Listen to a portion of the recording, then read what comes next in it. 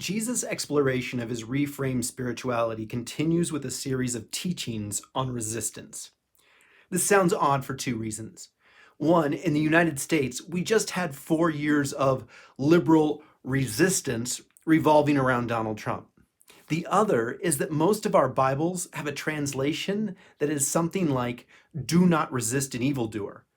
So let me unpack this a bit. Let me start by saying that the message of Jesus is, at the core, political. This explains why the state executed him. Because of this, my political views flow directly from faith, but not in a white American evangelic-y kind of way. I do not have a compulsion to make others believe what I believe or regulate individual morality. Instead, I focus on broader social structures. I back candidates whose policies are most in alignment with the kingdom of God. Do they have a meek anger when it comes to injustice?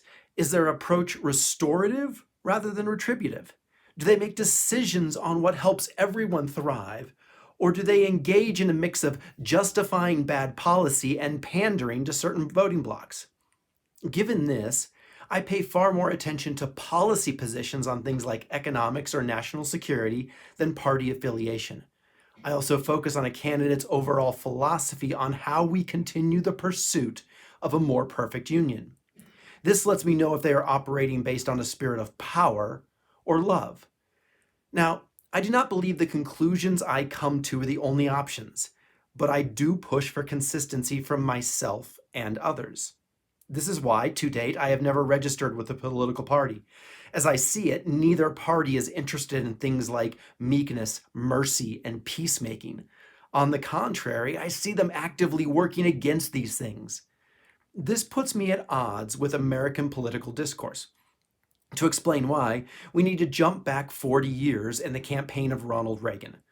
Reagan basically had a three-part platform: an economic policy based on tax cuts and deregulation, a peace plan based on global military might and tough on crime legislation, and the culture war based on newly stirred up evangelical concern on the issue of abortion. If we leap forward to 1992 and the campaign of Bill Clinton, he also had a three-part platform: an economic policy based on tax cuts and deregulation, a peace plan based on global military might and tough on crime legislation, and the culture war based on the rights of historically marginalized groups. These two basic platforms hold not just for Reagan and Clinton, but the two Bushes. Obama and Trump campaigned on a different economic platform and promised an end to foreign wars, but largely fell in line once in office.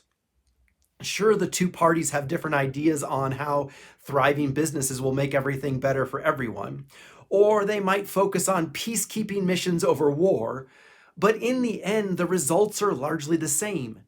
Even the recent $1.9 trillion recovery plan, while offering zero benefit to corporations and the ultra-wealthy, is just a token gesture to sustain people rather than moving towards an economy that works for everyone. Not only does this mean both parties broadly operate according to a spirit of power, but the fundamental difference between them is the culture war.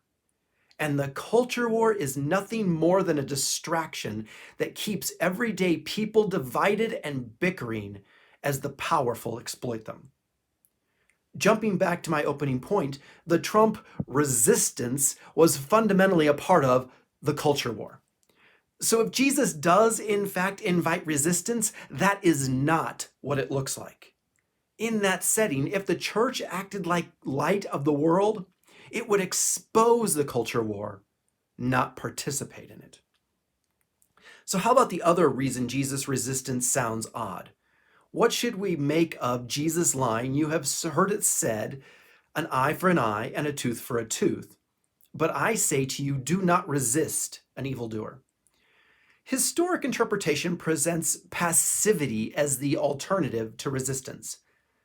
But the Greek word for resist literally means stand against. So at a surface level, this seems accurate. However, in the Greek translation of the Hebrew Bible, the word resist refers to two armies marching up to one another, taking a stand, and fighting to the death. If they resist anything, it's the urge to run away. This means familiar usage does not point to passivity, but countering violence with violence. While passivity certainly remains an option, popular usage further closes the door on redemptive violence. It also invites another possibility: active, non-violent resistance. So is Jesus calling for passivity, or is he just calling his followers to not, as the rest of the New Testament admonishes, repay evil with evil? To find our answers, we need to delve into Jesus' examples. What does Jesus mean when he says, turn the other cheek?